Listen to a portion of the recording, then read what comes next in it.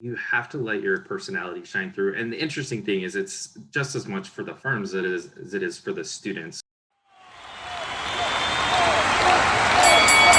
Welcome to the Final Round podcast, where our mission is to help you knock out the competition and land your dream job. Greg Scher has 12 years of university recruitment experience sourcing top candidates, and 5 of which have been as a campus recruiter for Ernst Young, or EY for short. Here's some questions we will be answering. How to navigate virtual career fairs with big firms like EY? Who should you speak with? What do you say? And how do you differentiate yourself? Should the conversation you have with a recruiter be different than speaking with a professional from that company? And how do you have an organic conversation when networking? Let's dive in. Hello, Greg. Thank you so much for being on the show today. It's actually been some time since we last spoke. I think the last time that we collaborated was actually for an event at USC for the organization that I started, the Latino Business Student Association. And it's so great to see, yourself and EY being represented to, help and impact more students and young professionals on specifically the Final Round podcast. So thank you so much for being here today. Yeah, of course. I'm excited to connect with you again and share some knowledge. I know, things, this is an important topic. So I appreciate you all kind of being out there and just, helping to support your peers and people really looking to develop professionally and engage with companies. It's less scary thing than I think people think, but these types of things I think definitely help dismay some of kind of the rumors or misconceptions I think people have about interviewing with places like UI. And I think we will definitely talk about some misconceptions today. But I first want to talk about you and your specific journey as a recruiter. I know you spent about 12 years in university recruitment, recruiting some of the top candidates across the world, as well as specifically at EY, being a campus recruiter for almost 5 years. And I would say that you are a very unique recruiter in that you are very hands-on in terms of you're always on campus, right? I remember when I was at USC and I'd be skateboarding or biking to and from class, I would always see you in your, EY polo shirt with the logo, and you'd either be tabling by the accounting school or the business school, or I would see you at an EY recruiting event. So I'm curious to know, what has that experience been like being so hands-on? I feel like you almost, attend the schools that you recruit from. Yeah, well, I definitely appreciate that. I think a piece of that is definitely proximity. So I'm lucky enough to have USC as a school, which is 5 minutes from our office, and I also live fairly close. So it's a great kind of escape for me. Not an escape, but it's great to be on campus. As you know, it's a beautiful campus and fun to be around. For my professional career prior to EY, I actually worked at USC, so I have spent quite a bit of time there. But I think going into recruiting, especially campus recruiting, so this is a bit different than maybe experience hire recruiting or working at a staffing agency. Campus recruiting is very hands-on because working with, I think, young professionals still in college, there's a lot of development that's happening, which is great. So I think you do have to be a little bit more hands-on than maybe someone that's been working for 10 years. They've been around the block, they've interviewed. And so I actually like that a lot about the role. A lot of it is that professional development piece. But yeah, prior to EY, I was at USC doing both undergraduate and graduate admissions, which was fun. So helping get students into USC, all whilst doing my own graduate degree at night, which was great. Definitely a lot of hours, but a lot of fun. Kind of going back to school, I guess, and really studying higher education administrations, how colleges and universities work, how administrators really help again with that student development piece and help that with that experience and the importance, I think, both of the academic and social and professional development that happens at college.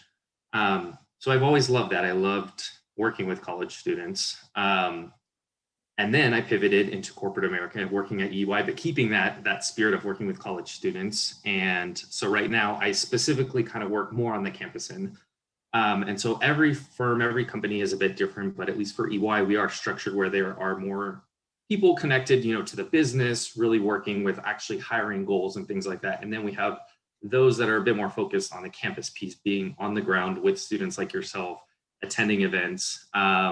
Both positions are really fun, both have unique opportunities and challenges, but I definitely love the campus piece, being at events, working with students, albeit virtually right now, but still it's a lot of fun and a lot of engagement. Mhm. And I think it's interesting. You said that you obviously are always on campus for certain events. And I remember when I was at USC, one of the scariest events walking in was Meet the Firms. And for the listeners out there who don't know what Meet the Firms is, it's basically this huge event where you collect basically all of the accounting students and basically students interested in business to come to this huge event. And it brings in the big four accounting firms like EY, as well as some more boutique accounting firms, and it's basically in this auditorium sized room, and you go and meet the firms.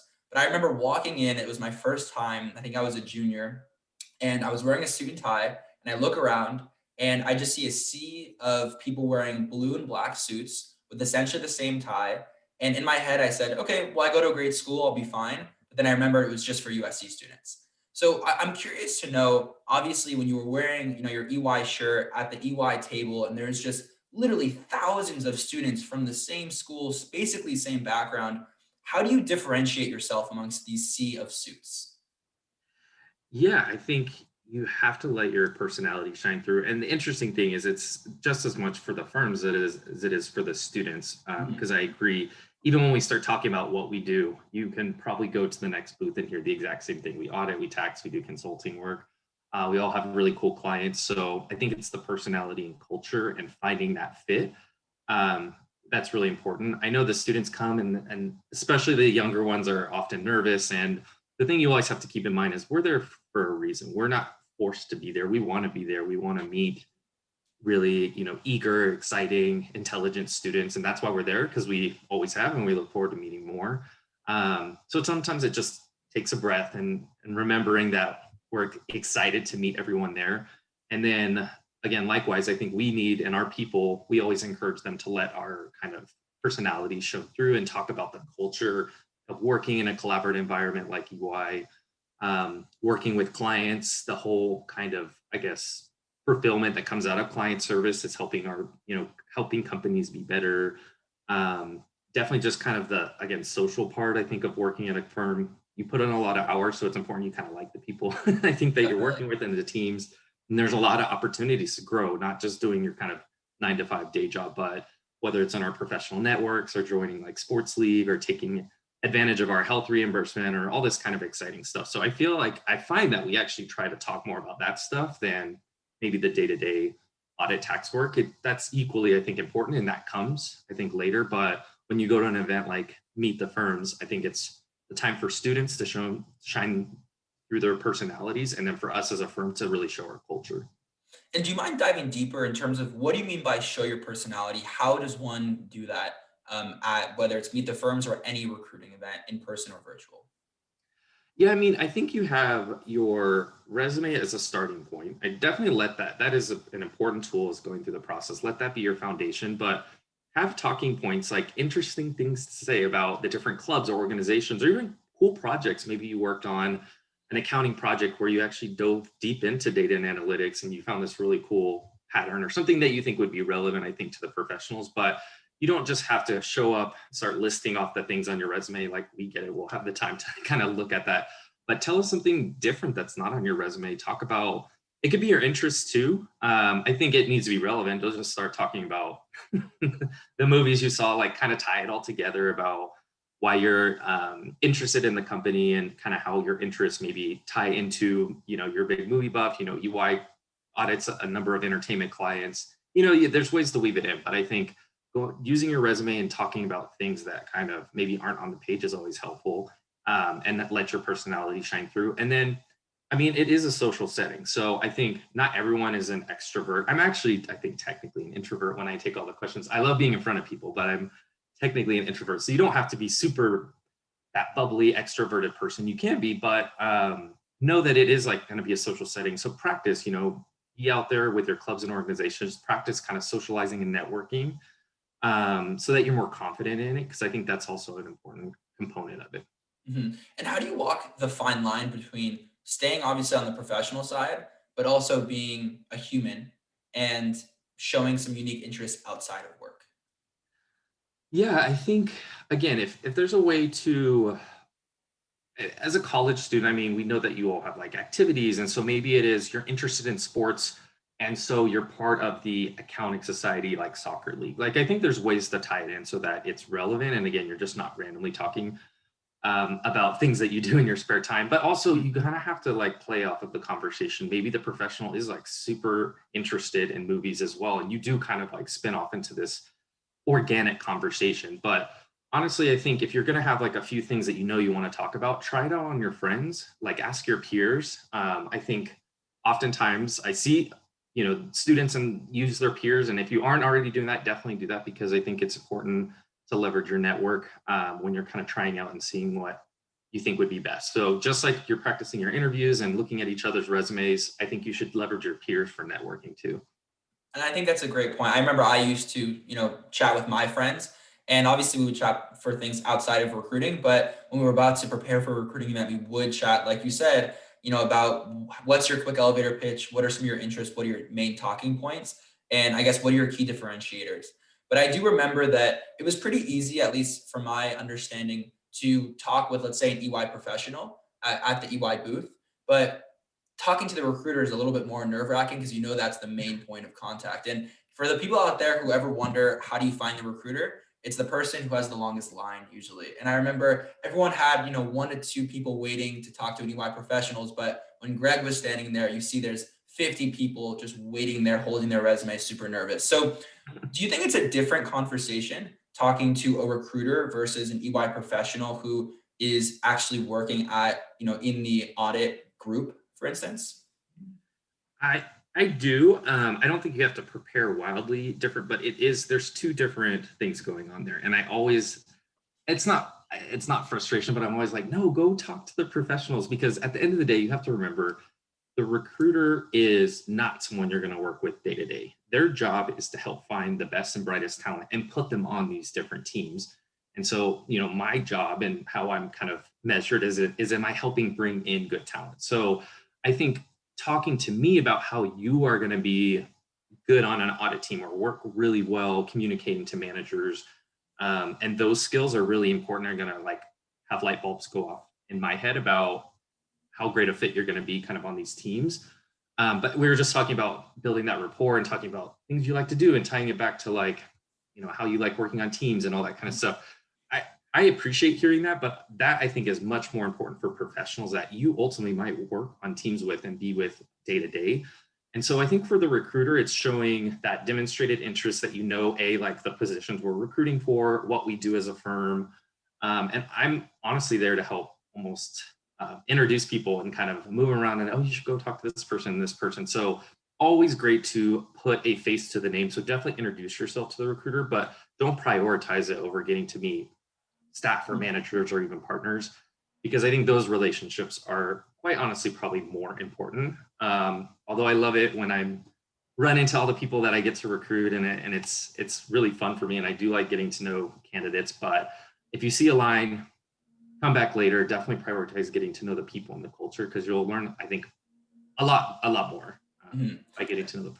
And I think going off of what you said, it's super important to understand that on the back end of recruiting, it's not just a recruiter like yourself making all the decisions, it's a group effort. So even if Greg vouches for, the candidate that we're talking about, there have to be other people in the room who are decision makers who can say, yep, I spoke to that person, awesome conversation. He seems like he's really interested in EY.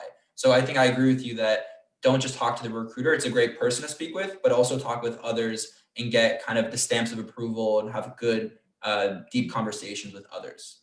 Yeah, and I think even having, again, that intention behind knowing that I'm going to meet these, different professionals to get to know the day in and day out at work, how they team, different technologies they use, their interests, things they like is great. And then coming back to me and like almost letting me know, hey, I'm going to be applying for that audit internship. I got to talk to Michael, the manager over there. He told me how important data and analytics are. I'm really going to look forward to doing a class.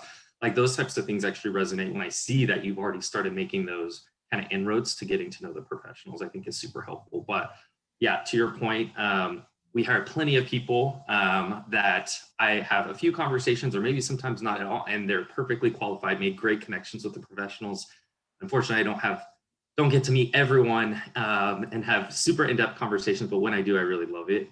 So definitely always say hi to the recruiter, get to know them, but also definitely prioritize getting to know professionals. And obviously, everything we mentioned was more so for in-person recruiting events. And I never thought I would say this, but I generally do, I'm sure you do as well, miss the in-person interaction. And of course, now it's tough to make lasting relationships virtually.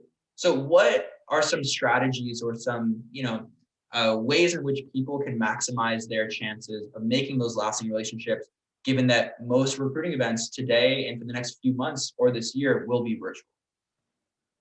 Yeah, I think more so than ever, I think we always encouraged people to be on LinkedIn, but now more than ever, I think it's important to have an active LinkedIn, um, because that's like now your business card. I think in addition to your resume, and having those two kind of, for lack of a better word, talk to each other, make sure both are kind of updated Mhm. together. And then I think meeting professionals at these virtual events is important, but I think we all know there's virtual fatigue, and so just being, mindful. You don't, it's not a sprint. It's definitely a marathon. I think checking in with professionals, maybe kind of once every few weeks, but also like maybe you met three people and then this week you focus on meeting someone and having a more in-depth coffee chat. The next week you focus on someone else. Like definitely spread it out because I think we're just seeing so much virtual fatigue both on our end, but also the students. So I don't want, I think candidates to feel like they just need to meet everyone tomorrow and have 100 different kind of coffee chats, because I think it takes time and investment, and you'll get to know, you'll see the relationships that are good and you had like one or two chats, and then you'll have others that really just organically kind of bloom and you're constantly checking in and I think those are the people that you oftentimes end up kind of admiring their career path and learning more about kind of where they got to be where they're at, and in turn can even in the future make great mentors. And so definitely I think leveraging tools like LinkedIn, staying in touch with people, but being mindful, I think, of the virtual fatigue is important. Mhm. Is really important too. And so, and switching it up too. So maybe it's a Zoom, but maybe also sometimes it's a phone call. Um, I think that's probably some good advice. And do you recommend, let's say that you're in an EY recruiting event for maybe a student organization and the line, or I guess the virtual waiting room to talk to someone like yourself is too long and the event ended.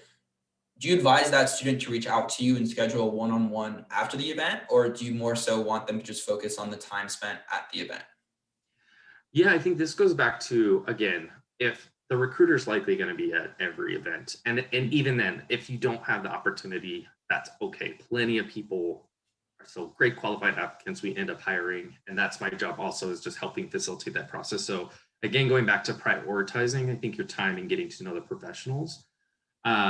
But the other thing is that if there was a professional, maybe you saw, definitely be taking down names and email addresses of people you meet, but maybe you see people in a queue or in a lobby, or I know some of the platforms you actually see all the professionals and you only got to talk to one or two. You could definitely reach out, reach out either via LinkedIn, or if contact information is provided, and say, hey, I didn't get a chance to talk to you, but I know you were at the event and I'd love to like learn more or pick your brain for like 15 minutes. So I think if you see anyone that's invested in being at an event, just because you didn't have the time to talk to them, or maybe your conversation was really brief, the fact they're at an event means they want to be out there meeting people. So feel free to follow up after, even if you didn't have a super in-depth conversation.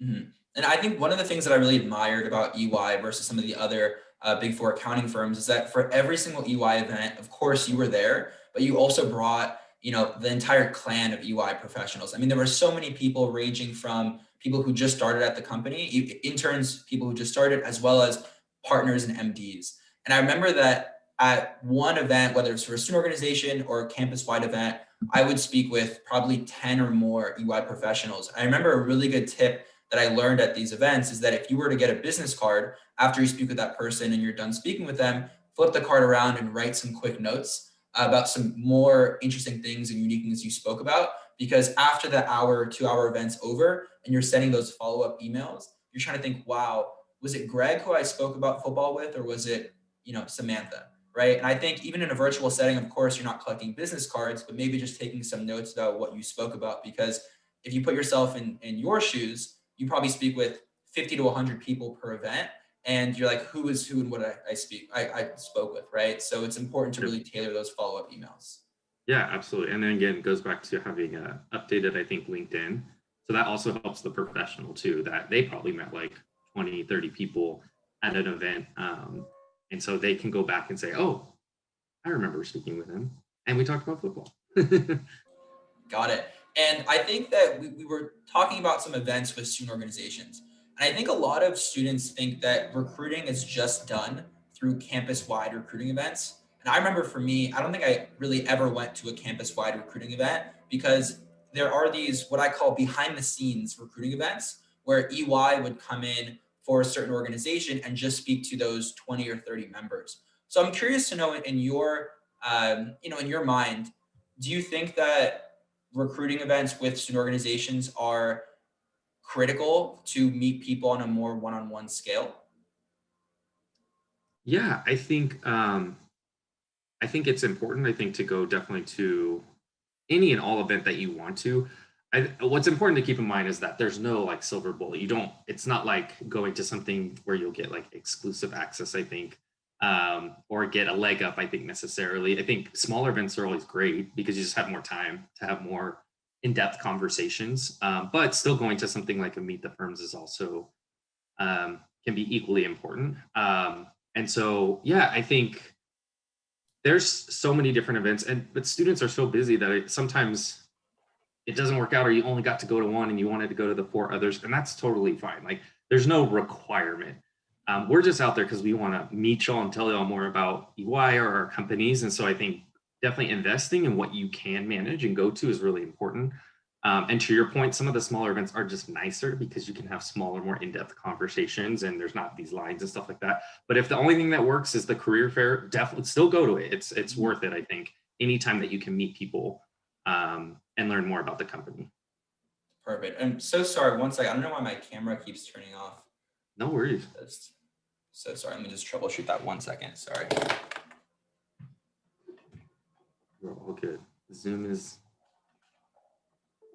can be fun. Yeah, Zoom fatigue is real, right? I know. Oh my gosh. Okay, let's see if this works. Okay, great.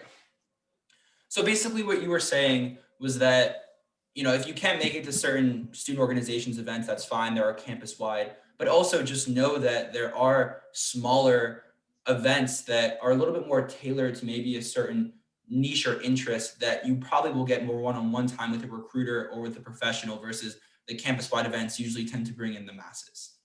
Yeah, exactly. And then just seeing the opportunity in every event. So I know sometimes we do a ton of stuff. We serve a lot of clients. So just know the bigger the company, there you can't just always guarantee that there's going to be that one person out of our 2,000 person LA office that's going to be there to talk to you about our sustainable and energy like project that we have. So just being open to the idea of, okay, well, maybe I want these types of clients, or I want to work in this field and there's people from other fields, but you can still learn a lot. Because again, we're not usually there to talk nitty gritty day to day what we do. We're there to talk about our culture, our work style, how we collaborate, and you can learn that from anyone. I think that works at the company. Definitely. And on the topic of student organizations, what impact does being involved on campus have when shaping someone's application comparing to someone who's not as involved on campus? I think being involved is important, but it's funny because again, being a former admissions officer, I had the exact same conversation, but with high school students about it's not about checking boxes. So you don't have to be involved in anything. It's more about what you got out of being involved. And Mhm. it's those soft skills, I think, that are so important. And so again, even if you have it on your resume, if you can't talk about how you led, a certain initiative with your organization, or how you spoke in front of the organization and really built up your communication skills, then it really doesn't serve, I think, the purpose of participating and having it on your resume. So just keep in mind that it's not just being a part of an organization, and it doesn't have to be a specific one. We don't have any requirements like that. If we did, we put it on our job description. It's more about how that's going to help you talk about how you develop soft skills, working with people, because that's such a huge component of what we do. So make sure that you're in it for the right reasons. They are important. I think they're great, both professional and social outlets, but you don't have to be involved in 30. Maybe you're just involved in one, but you're just, really doing great and holding leadership positions and really driving the student org. I love that point. So basically, just to reiterate what you said at the end, you said that it's not just checking boxes or being involved in a ton of things, but being involved in fewer things, but growing within the organization. And not everyone, I think, is suited or is interested in being a president or VP, but being on the board and being a little bit more than a member. So when someone like Greg asks you, well, what do you do at this organization? It's not just I showed up. Exactly. Got it. And I think that's a great point as well. I remember when I was interviewing for a lot of different companies, a big talking point was the extracurricular involvement on campus. And I remember in the beginning, it was more so I just showed up because I was in a lot of organizations. But towards the end, I realized that you can't talk about being a member, but you can talk about being a president, a founder, a VP, a director, something more, because the soft skills are made through those engagements versus just showing up to events. Yeah, and going even further, the title doesn't make a leader. It's what you did with it, I think. So you have to be able to talk about what you actually did and why you did it, and your kind of motivation and impact, I think, is really important too. Mhm. And with diving deeper into EY specifics, so obviously, I think the hardest question that people have to understand when they say, yes, I want to pursue, an accounting firm like EY is why EY specifically. So on top of the culture, what types of, characteristics or traits are you looking for when you're sourcing and searching for talent that you see from afar and say that person would be a great fit at EY? Yeah, I think first it starts with just understanding the positions we have, and the kind of qualifications, and obviously with just a little bit of research, right?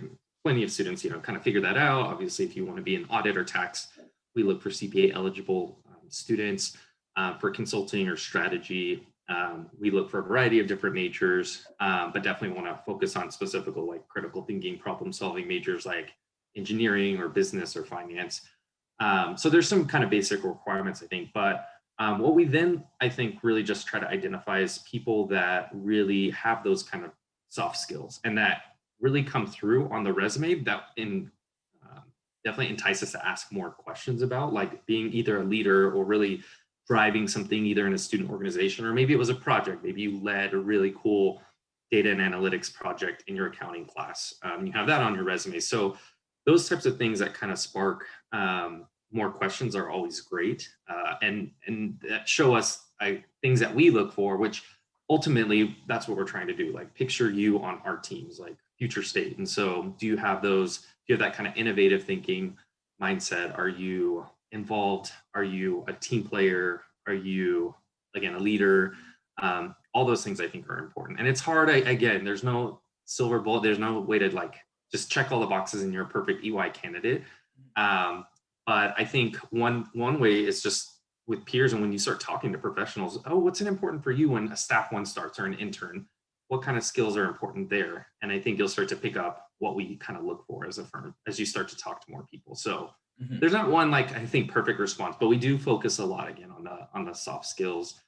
And then obviously, demonstrated success in your academics, I think is important. We don't need a 4.0. Goodness, I did not get a 4.0 in college. So perfect grades are definitely not what we're looking for, but we're looking for someone that's definitely well-rounded, trying and doing really well academically, but also again, involved and really developing as a person, I think, during college. Mhm. And over your 12 years of kind of sourcing top talent, right, both for a university as well as a company like EY, can you share any memorable stories, either some great stories or some not so great stories of people, candidates who have made noise and have been a little bit more creative with their outreach and trying to diversify themselves amongst, a sea of other very qualified candidates?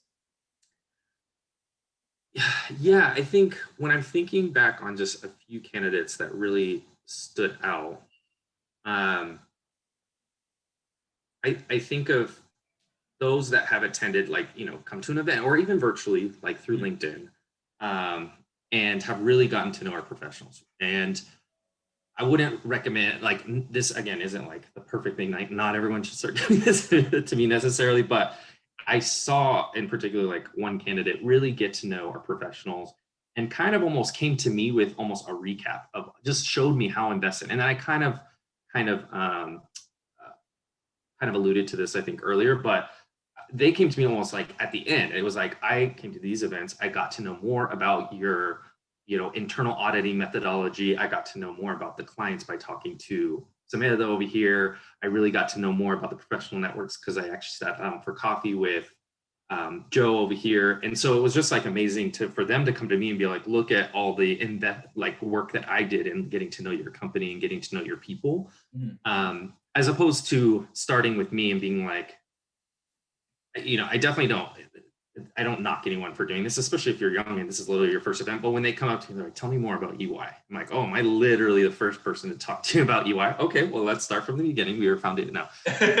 So I appreciate that one. The recruiter isn't necessarily like the first, like your entry level to the firm, but instead along the journey or even at the end of like, just look at all that I've invested in and doing. So I think that definitely stood out to me of someone's really seeing someone take serious recruiting, getting to know our people, and then just showing me. And to no surprise, on the back end, these professionals were saying the same thing. Oh, I got to know this person. They were really cool. They followed up with me. I had coffee. So I could just really tell this was someone that was really invested in recruiting and getting to know us. So showing that you care and going to multiple events if you can. And again, it's not just going to the last event before the application deadline, but trying to start, obviously not everyone can do this, but if you're in this position, starting as early as possible. And then as you grow within your school and go from a sophomore to a junior, let's say, and you're eligible for another position, that you've been able to nurture these relationships over the years. And, someone like Greg would notice, oh, your name makes a loud noise in our firm because we know who you are, and it's not just me but multiple professionals. Exactly. And everyone's journey is different. I think definitely the earlier the better, but we recruit out of graduate programs directly for full time, and that recruiting window is sometimes only like a few weeks, a month. But still, I see those graduate students, those Master of Accountancy students, really go to the event and again invest in the process, invest in getting to know us and our professionals, and it shows. I think definitely.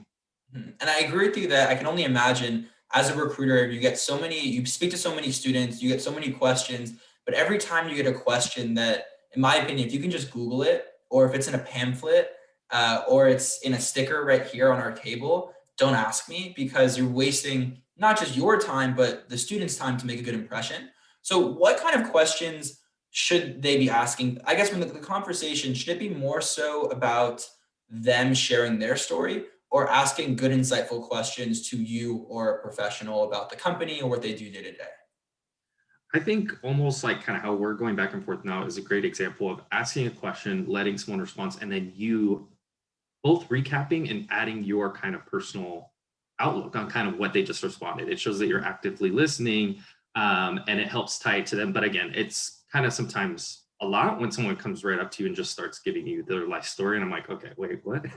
So it's a good balance. And then as far as the type of questions, it is hard. I agree with you. Like if you can Google it, although again, I don't dock anyone for asking me. I try to be pretty friendly. And if people are nervous and that's the only question you have, that's okay. You can ask me that. But there are those questions that are just so broad. Like, tell me about UI. I mean, there's a lot to talk about. But then there are sometimes too specific questions, like asking someone very specifically about a very niche thing that happens at the firm that this person, quite honestly, maybe have no involvement, or sometimes I haven't even heard of, which is, I'm always like, oh, I didn't even know we did that, which is cool. So you have to kind of find a middle ground of something that isn't just on the website, but isn't so specific that you think this person would have information on. So like our professional networks. So we have a number of professional networks. And even if this person isn't involved in the specific one you're interested in, or in any of them, it's something that everyone at EY knows and that this person could talk about. Definitely, our investment in technology. Like, I think you don't want to ask too specific about actual platforms that we're using. Although if you're a tech nerd and you really want to go down that path, you can. But I think you can talk a little bit higher level about what types of technologies has helped you do your job. How does that really influence, or has it changed your job in the last like 3-6 months? So there's like a kind of middle ground you want to find. And then going back to what I started with you want to ask questions, definitely kind of reflect on what the response was, but then, don't just rattle off 20 questions, like show that you're listening by responding with your insight and kind of your take on what the person just said. Mhm. And I'm curious to know, and again, I know that you would never say anything bad to a candidate, and you obviously will always answer someone's question, but I'm sure it does get irritating when people do ask pretty simple and broad questions that the candidate should have researched beforehand. Does that happen a lot, both in in-person and virtual recruiting events, where people ask you, what do you do at EY, or what is EY, or what are your service lines, and you're just like, it's right there. It definitely doesn't. It doesn't bother me. What it I think shows is where you're at in the process. Mhm. And so if it all it tells me is that, oh, you are literally just starting. Okay. Well, I'll try to respond and then definitely encourage you to go meet some more people so we can start to educate you more like on our people and our culture and stuff like that. As opposed to someone that comes again that I could clearly tell they've been talking to people because they're already rattling off maybe some of our, you don't have to know all of our terminology, but there are key things. I'm like, oh, this is someone that has clearly talked to someone from EY. They Mhm. clearly know what we're about.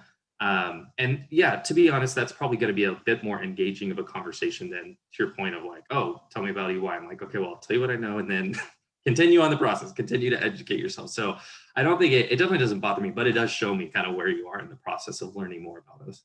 But I think the biggest thing is, especially if you're going to a recruiting event like a Meet the Firms event that has multiple companies, first of all, know what even industry it is. Let's say it's for accounting, but then also know what differentiates EY versus the other big four firms and then the boutique firms, as well as what are the different service lines, who's going to be there. I mean, there's so much information that is so public, especially now on LinkedIn. You can just find instantly who the recruiter is for a specific service line. And I agree with you that it's not anything bad, but it's just you're doing yourself a disservice by not asking very good, insightful questions. I'm sure, and maybe you agree with me on this, that if I were to ask you a very simple, generic question that many people ask, you're not going to remember me or my name. Versus if the next person comes in and asks you a question that you've never heard of, you said, "Wow, I've never been asked that question. That was, I mean, you hit it out of the park. What was your name again?" Okay, I'll remember that, right? So it's almost Yeah. it's not anything bad, but you're not getting any essentially bonus points in making your name well heard at the firm. Yeah. Mhm. And you did bring up also a good point, which is if you are curious about, it is your first event, you're like, I haven't had the chance to talk to anyone. How do I ask these insightful questions?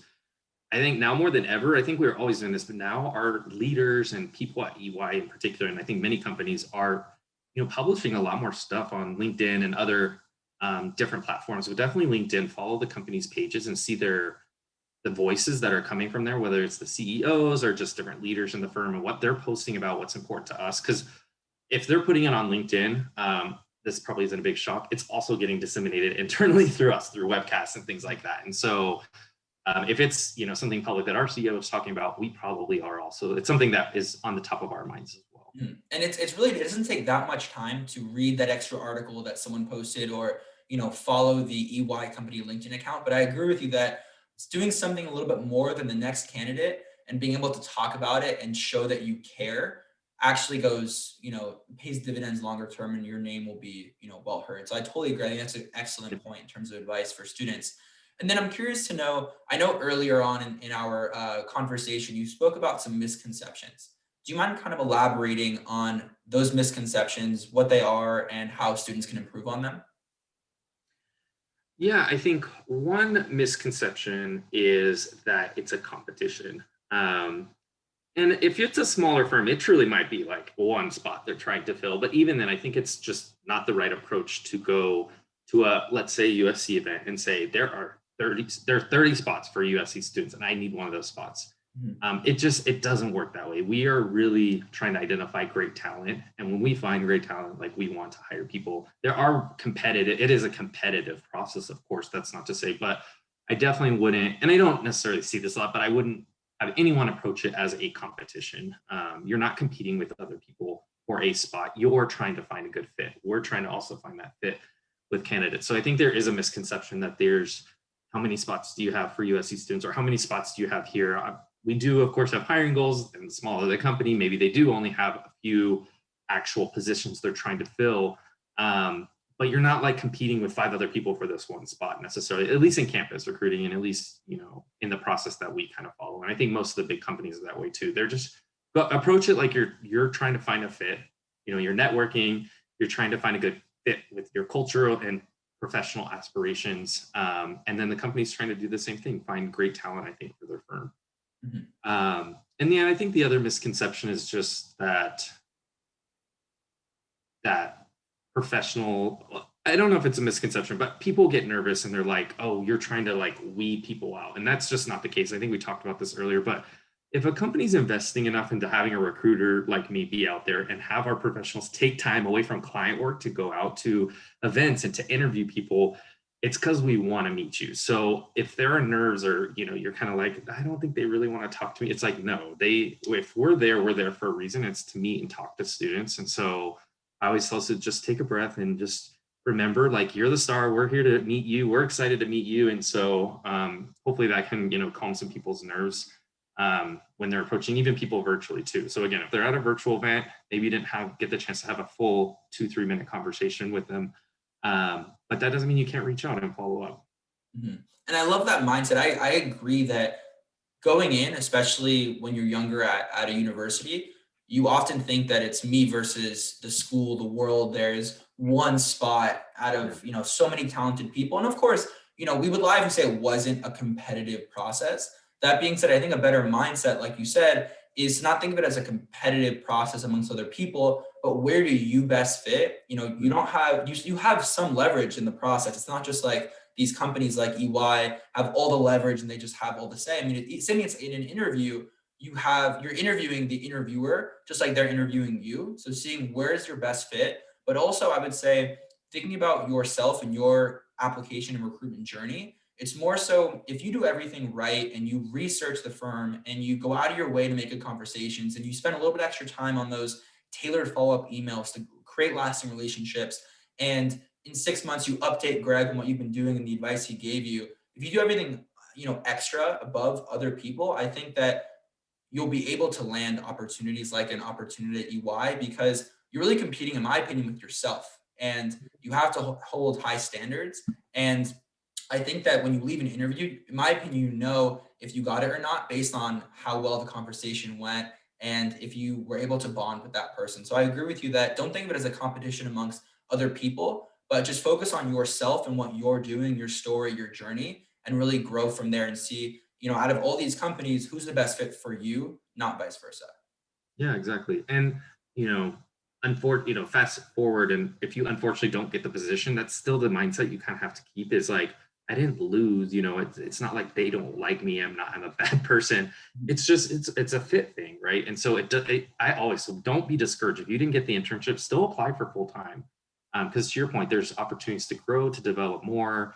Maybe as you won't come in as a campus candidate, but 2 years later, we'll see you, as an experienced hire. And so definitely don't get discouraged as a like, oh, I won or lost that position. But again, to your point, approach it as like just trying to find a good fit for everyone. Definitely. I think with rejection, I mean, I'm proud to say that I was rejected from a number of companies, both from first round to final round, to getting offers, both for internships and full-time jobs. And I think that looking back on my recruiting journey and some of my mentors that I've made, some of my strongest relationships I've developed were with the interviewers that I had, and then I got rejected because not that many people reach out and not that many people follow up with that process. And, thankfully I was able to, if that internship didn't go my way, well, full time comes and you're able to take their advice to heart and actually act on it. So I agree with you that, it's not just about you apply to one company and you get the offer and you're set, you're good to go. But it's, if you do get rejected, it's okay. It's going to happen, but act on their feedback and continue those relationships. Absolutely. Great. So the last question we have today for you, Greg, it's a tradition on the Final Round podcast show, is what is the best piece of advice you can give to our audience to help them get past the final round interview and land the job offer?